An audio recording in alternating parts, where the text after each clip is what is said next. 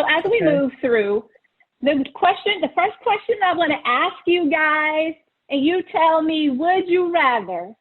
I want you to hold up a number one, hold up one finger or two fingers, if you choose which of these options so that I can see. So that means you either have to hold up your finger, one or two, or you have to type your response in the chat feature for me. So would you rather have $1 million today or have 1 penny doubled every day for 30 days? Show me your response. Number one or number two? All right, I see a two. Two, because I can't. Can you see me? Okay, I don't, but thank you for that response. Okay, I see a one. I see a one. Okay, so a one and the two. Okay, so I'm getting some mixed responses there. All right, so I'm going to share with you why having $1 million today may not be in your best interest.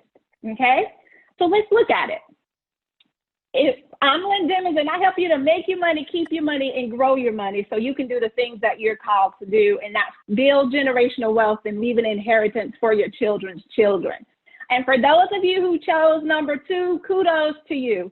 Because if you took $1 million today, it's going to take many more years. It will take essentially 7 years at 8% for that 1 million to double to just 2 million. Okay, so you got to have 7 years to at least get to 2 million with 8% interest growth. But if you get 1 penny doubled every day, everything's all slow. Day 10, we're only at $5.12. Day 20, we were at $5,242. But look what starts happening around day 27, day 28, day 29, we're now over 2.6 million. And by day 30, we're at $5.3 million. So what does this share with us? Guys, essentially, slow and steady wins the race, yes. And we have to be methodical and as far as the way that we implement as far as our finances are concerned. You may say, yeah, I could take that $1 million today and do a lot of things with it. But if you wait just 30 days, that's 5 million. So that's a difference in what you'll be able to do. What's the potential impact? Okay. And that's why I wanted to share with you today some of the things that we'll be talking about, how to maximize your money opportunities. Okay. So in maximizing your money opportunities, so you can feed your family financially and feeding them, physically, we're going to be talking about some things here. First, we're going to be talking about the foundations. What do you do now? Because without a solid foundation, you're not able to move to your next. We're going to scaffold upon that. So once you have a foundation, much like in building a house, they build a foundation first, right? They dig down into the ground, pour the concrete, build that solid foundation. Then you start to see the structural walls start to go up. So we're going to scaffold from that point, what to do later. And then finally, someone moves in. What's the implementation part of your finances? The most important investment that you can do is to invest in yourself. So how do we now take this information and move to maximize on our money opportunities? As I shared, I'm Lynn Dimmons. That's Dimmons, no demons here, y'all. D-E-M-M-O-N-S. And just like many of you, I'm a wife, I'm a mother, I educate, I'm an author, I'm a speaker, but I help people make their money, keep their money, and grow their money so they can do what they're called to do, okay? These are different ways you can contact me, but I'm gonna go ahead and get to the reason that you're here today, all right? In laying the foundations of finances, when we talk about foundations, I wanted to drive home this point. Wealth consists not in having great possessions, but in having few wants. And I want you to let that marinate for a little bit, reflect on that, because oftentimes as we start talking about our money, we get that wealth conversation intertwined and things get a little jumbled up, if you will, in our minds. So it's not in having great possessions, even though that's a part of it, but it's in having few wants. Are your wants, needs, and desires met, right? Are they Yes. met? And I also want to share that I host a podcast called Financial Confidence with WYTV7, where I share the tools that you need to be able to ensure that you're doing this with Matthew 6:33 in mind. Seek ye first the kingdom of God and his righteousness, and all these things will be added unto you. So that part lies in having the few wants, because God definitely meets all of our needs. But we're talking about those foundations of finances. And what I want you to do is picture yourself in your favorite grocery store. And think about the way that you actually shop. Are you the methodical person who makes a list and you only purchase what's on that list? Or are you the shopper who goes up and down every single aisle and decides then what it is that you want to choose? I'm number 2. The reason that I'm asking you to think about it, right? Because your money blueprint for how you spend, how you save, and how you invest is also relevant in the way that you shop, okay? So if you think about it from that perspective, there are individuals who will go, they get a list, they do couponing, they do all of those things. Couponers are savers, right? They're methodical, they have a plan. The same thing needs to happen in your money. How are you budgeting out what you're spending? Do you have money set aside? Are you paying yourself first? It's not just cliche. It is very important as we move forward, because you don't know what's going to happen. Right now, in our current state of environment, we don't know what's going to happen. People are losing jobs. Unemployment is at an all-time high. Here in the state of Georgia, they're talking about the fact that we might even run out of funds, and the state of Georgia is going to have to borrow money in order to meet the needs of the state. So how do we now position ourselves within our own finances to ensure that our money blueprint is on target for us to be able to do those things that we're called to do, right? To build generational wealth and leave an inheritance for our children's children. I also want you to think about this. And this is from Bill Gates. Bill Gates says, if you're born poor, it's not your mistake.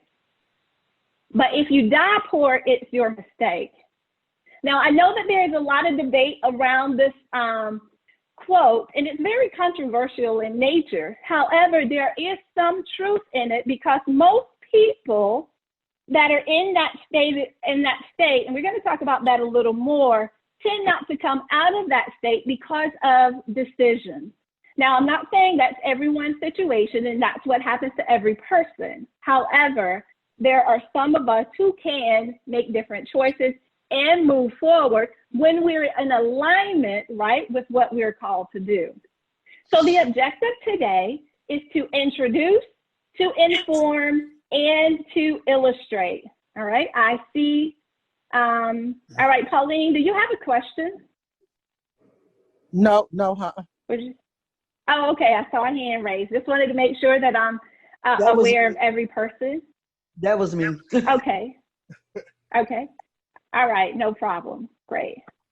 So to introduce to you these concepts, or to inform about the concepts that you made, the decisions that you may be making, and to illustrate how do you now move.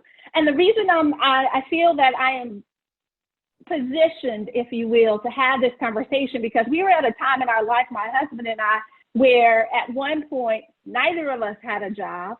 And then when I finally got a job, and then he didn't have a job, and we were going back and forth, and we had to do all of these things and figure out how are we going to make this money thing work? Because it can be very taxing on a family. It can be very taxing on a marriage when you don't have that financial situation in order. So in sharing this, I wanted to share some of the insights, not only of what we have gone through, but also what the research shares. In addition to that, Warren Buffett clearly states that the best investment you can make is an investment in yourself. And you all decided to invest in yourself today, to be here, to be a part of this conversation so that you can now move to your next.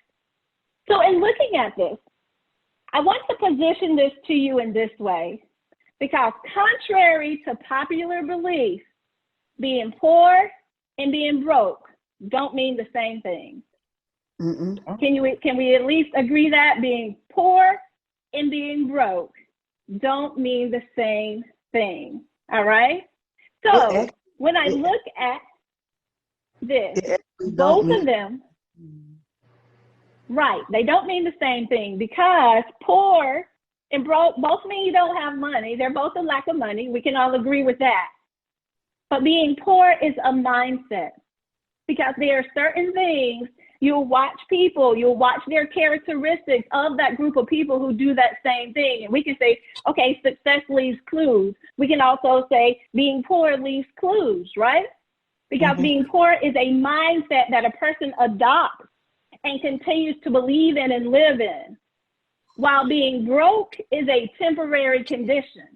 See, you're not broke every day of your life.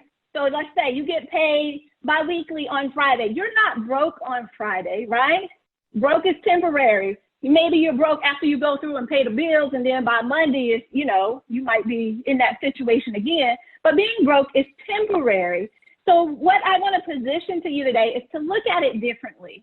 It's not a problem, but it's now an opportunity. What are some of the things that you can do differently within your finances now that are going to help you to propel to the next? Whether that means you need to look at some other opportunities that are available to you, start your own business, whatever the case may be. I don't know your desire. I don't know that you're living in your purpose, but I do say that this is an opportunity now to truly sit down and reflect. Most people won't. Most people won't sit down and have this conversation and say, then what is my money mindset? Where is my money blueprint taking me, right? And do I believe broke being a temporary condition? Because if it's temporary, anything that's temporary means that you can overcome it, means that it won't be like that. It means like the song we used to sing back in the day at church, trouble don't last always, right? So being broke is a temporary condition. So how do we now position ourselves? How do we move to the next? You have to position yourself as one, right? Say that again. You have to position yourself as one, like position yourself and write down stuff that you want to do and fulfill that you want to do, that goal. Absolutely. Write it down and make it plain. Absolutely. 100%. Because 9 times out of 10, the majority of people who write it down get it done. Research suggests that 80%, actually, it's 80% of people who actually write it down get it done. The problem is most people won't write it down. And to bring it home, I thought I would put this up of Kelly Rowland. She was recently in the media where she shared her story. And her quote that I chose to pull from that was, she said, I was rich broke. And I'll never forget having this moment. I called my friend, my best friend, and I said, I just don't know what to do, right?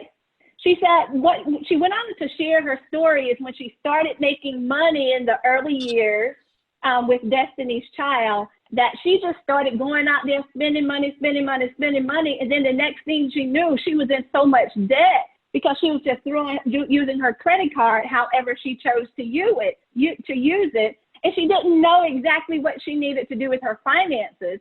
And it broke her down. She said she was rich broke in that moment. But if you go on to read her story, she talks about how she had to come to grasp with her reality, to grips with her reality, and now change that. So I'm sharing that story to say, guys, it doesn't just happen to us. We hear the stories across the board, right? Across all communities, across all socioeconomic statuses.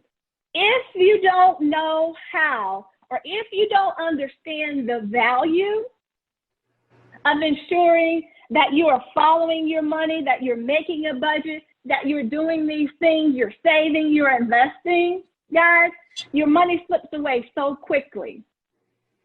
It slips away so quickly if you're not mindful, right, of how that is now being utilized. So we're helping today to help start changing some of those mindsets, to help start putting you in a different way. So how do we start doing this? How do we start the process? The number one thing that I want you to write down and to do, because this is not just to sit here and get it. It's not just to sit here and listen to Lynn and Sandy share information with you today. This is a what am I going to do next conversation. Because I don't want you to come here, waste your time, spend all of this valuable time with us, get this great information, and then go out and do nothing.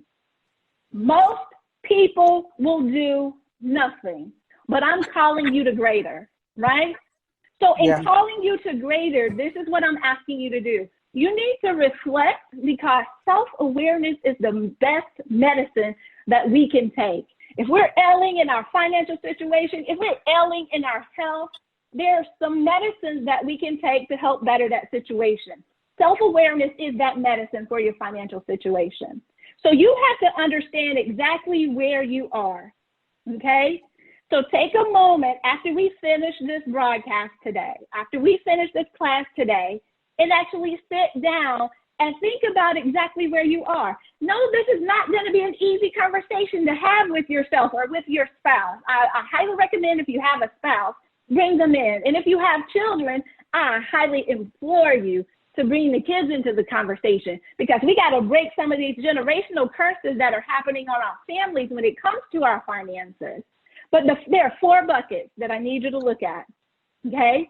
And any certified financial planner, any accountant, any estate planner that's worth their grain of salt is going to ask you to start with these 4 buckets, okay? And these are things that you can do on your own. I highly recommend that you do this first.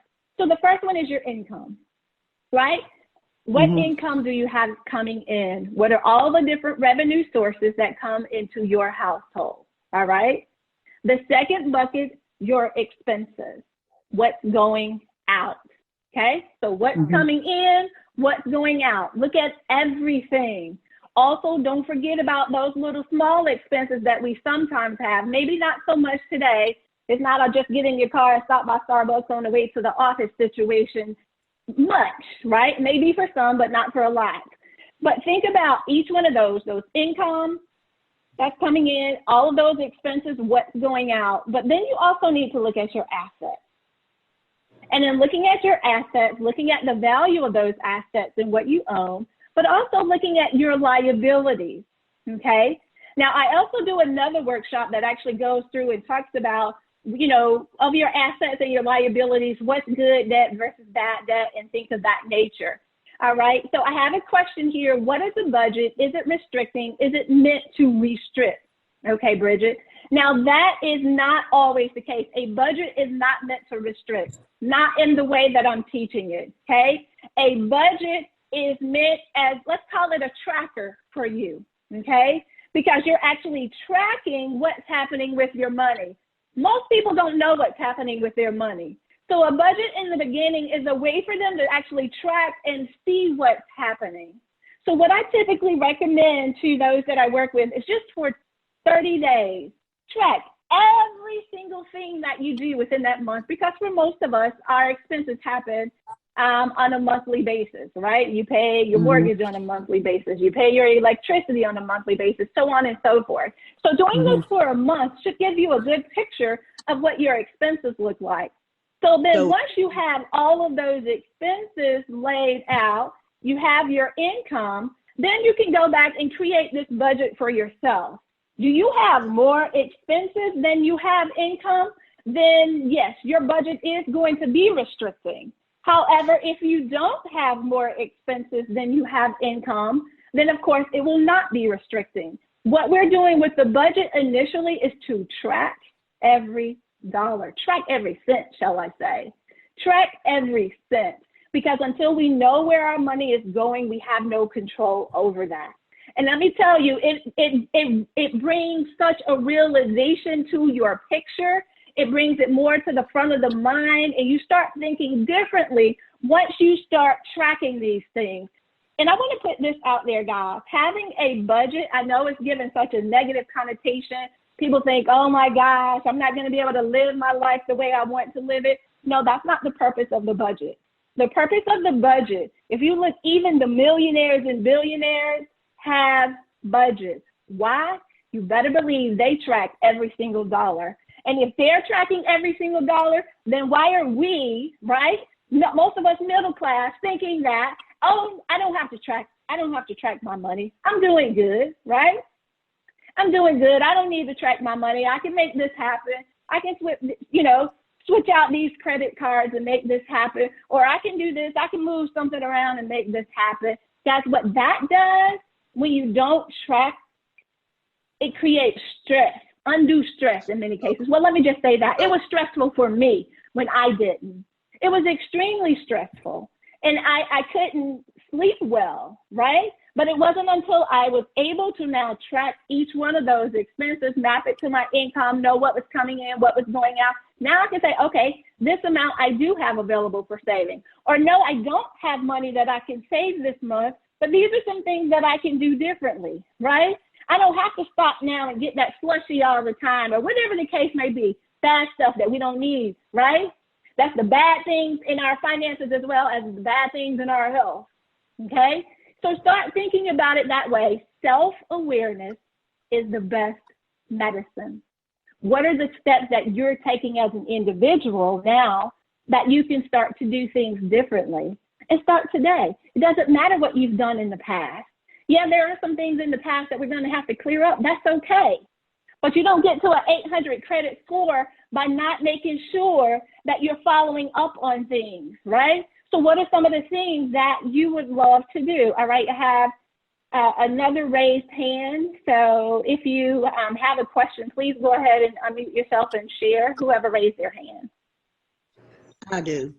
What about the people with disabilities? Like people that's on disabilities, they have like income that they're trying to budget what they're trying to pay each month. So what is for them? Sure. So, and I'm glad you asked that question because my sister did the same thing. She has passed now, but she was on disabilities while she was here on earth. And that was one of the things that I helped her with, was help to manage her funds on disability. And yeah, she didn't get that much money on disability, right? But she did have to be methodical. And she, truth be told, she was my slushy example.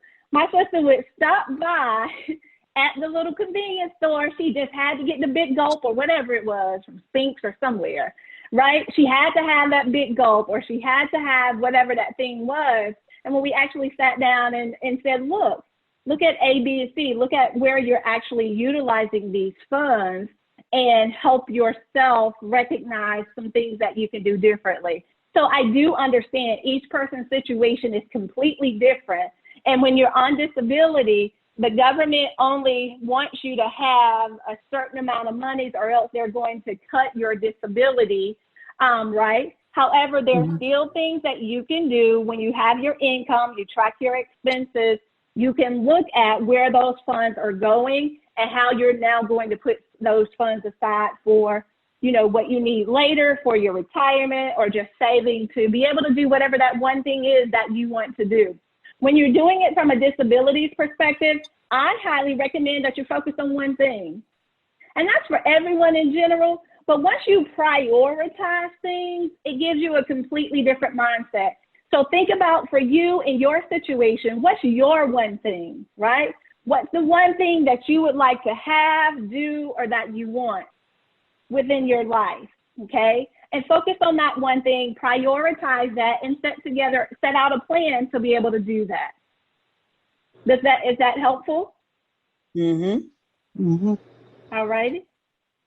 Okay, so in looking at this, I also wanted to share, because I've been talking about the state of the country from a general standpoint, but I also want to share overall for what's happening in this country. And this is from the United States Bureau of Labor Statistics. This was recently released, actually September 2019. They'll be updating it September 2020 this year. In this economic release report, you can actually go in there because they break it down by different tiers. They have the lower tiers of income, middle tiers, and the higher tiers of income. This just happens to be the middle tier of income that I pulled just to share for this broadcast, okay? So on average for the middle tier, and this is looking at a monthly, all right, you're gonna have to keep me on my time, because I can talk. So let me know when my time is up, please. In looking at this, as far as the income from the middle tier, it's about $6,000 a month. Expenses are roughly $5,000. Assets and liability, of course, are blank on this document, okay? So it just gives you an opportunity to go in and start looking at that for you, because if we are making our money, keeping our money, and growing our money so that we can do what we're called to do, build generational wealth and leave an inheritance for our children's children, then how do we now do that?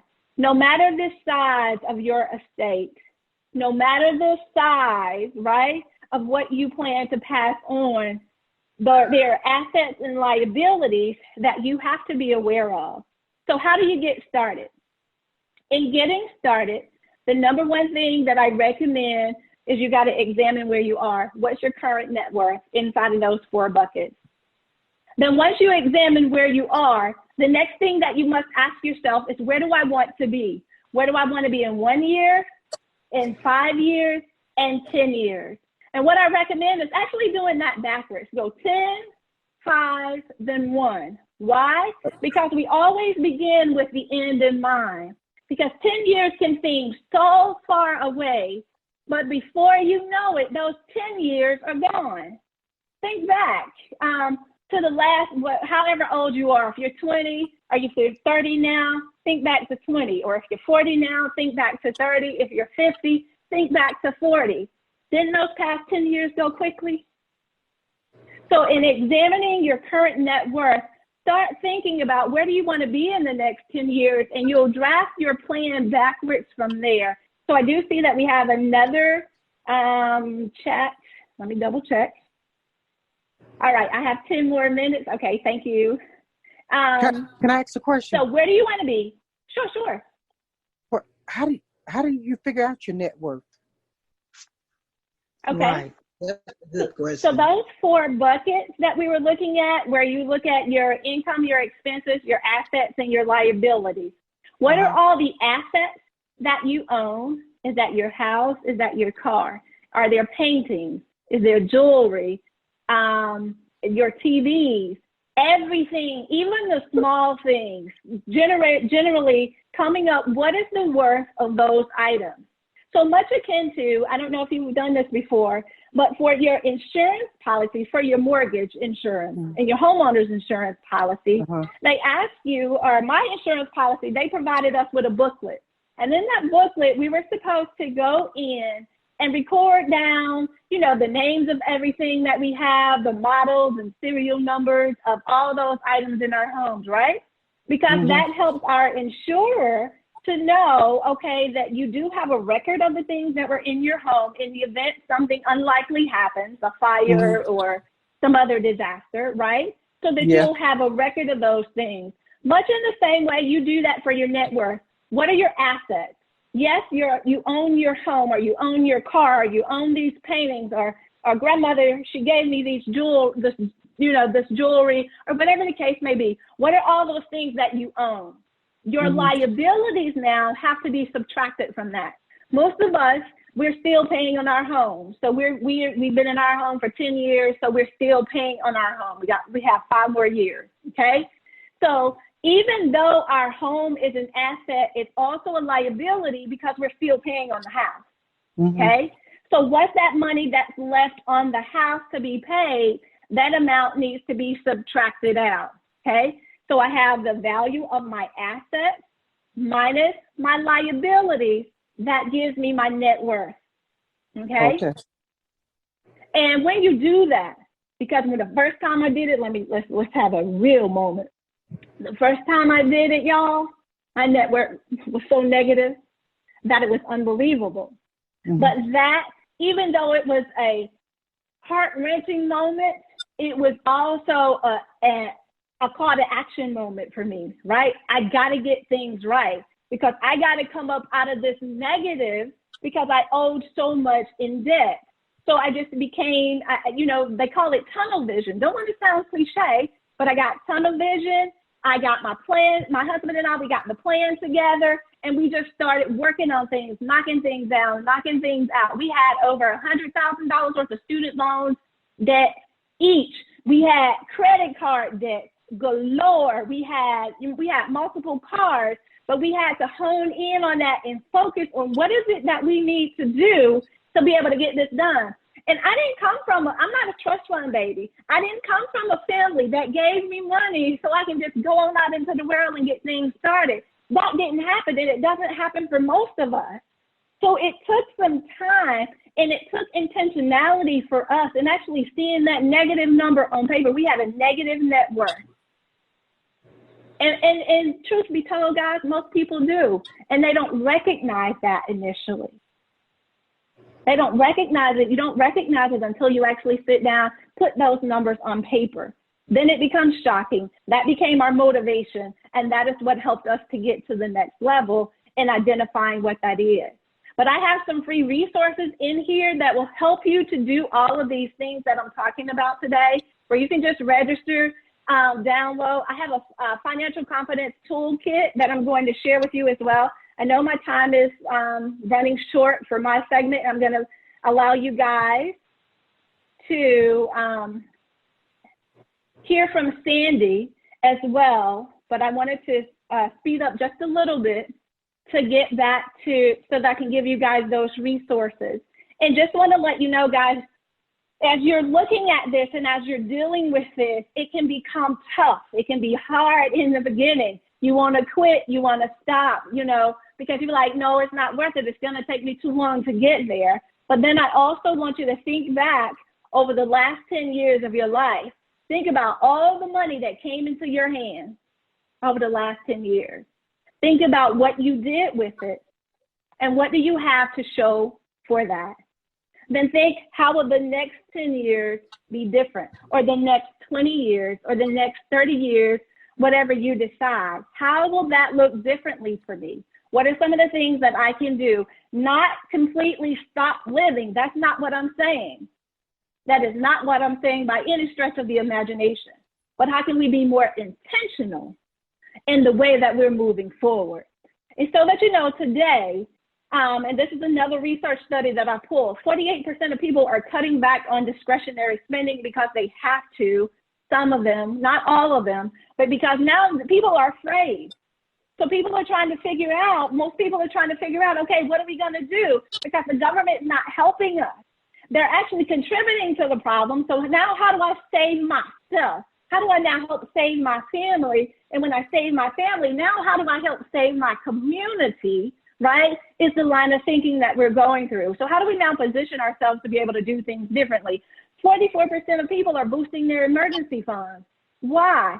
Because they see the handwriting on the wall. We hear all of these different reports, and guys, stop watching the news, right? We hear all of these different reports around different things that are happening on a regular basis, and we're wondering what next, right? So how do I now prepare? How do I get myself ready? How do I get my family ready? How is my community prepared, right, for this next thing? And then 15% of people are investing more money in the stock market or other investments. Why? Because the greatest transition of wealth occurs during a down economy. And because the majority of us are not prepared during a down economy, guess what? The rich continue to get richer, the poor continue to get poorer. But once you make up your mind, change the mindset, and you start doing those things differently, being more methodical, being more intentional. And I know you keep hearing me say that word over and over and over, but I cannot stress the importance of us doing that within our communities. Until we grasp the value, right, of us investing for our future, as opposed to investing and getting in line and getting the next pair of Nikes, right, or the next pair of red bottoms, until we start investing into things differently, investing in ourselves, investing in our culture, we can't change the narrative. So where do you go from here, guys? You put a plan in place. And over the next 90 days, I want to help you to get to that place where you have your plan in place and it becomes methodical and simple for you to move to your next. Is it easy? Don't get me wrong. No, it's not easy. It's not easy. It is a process, but the process, it makes it simple to be able to get there. Simple and easy are not the same, but I digress. I want to get through this. Let me get to the resources for you guys so you can have this, okay? The resources that you have available to you. The reasons you don't save checklist written right here quickly on the screen. There's no savings goal. You have to have the goal. Someone said it earlier on this broadcast. You need to write it down, make that plain. Write those goals down and work towards those goals. You don't believe it will happen. Most of us, our mindset does not allow us to believe that we can have these things. Guys, we are the children of the Almighty. And everything that's here, He placed for us to enjoy if we align, right, with His will. Then why do we not believe it will happen? We don't have clear expectations. You haven't witnessed good money behavior. You have no physical space, right, for your money in that way. And bonus, you just don't understand and value money. So the reasons you don't save checklist, that's there if you want to take a screenshot, but you guys will also get the PowerPoint. I also mentioned my Financial Confidence podcast. If you want to receive updates from the podcast, you can text to this number, 312-487-3550. The keyword is podcast FC for Financial Confidence. So you can subscribe, receive show announcements, or you can simply go to this URL, bit.ly/FC podcast 2020. That's free. The Financial Confidence Toolkit that takes you on, we talked about earlier, how do I determine my net worth? The Financial Confidence Toolkit is the way that you can help set that up. Access the Financial Confidence Toolkit at bit.ly/FC Toolkit. That is also free. Learn to invest. I have a 7-day prep course to investing. Guess what? That is also free. It's a course that's delivered to your inbox. It tells you certain things that you need to do, things you can set up so you can get started on that. And then that last resource, that one is not free because I do provide a bundle with some additional support classes and things of that nature. That's the Investing Blueprint bundle. Once you get to a point where you understand your net worth, you have your goal, you know, you've been saving, getting things set up, and now you're ready to tackle this investing thing, then the Investing Blueprint is for you.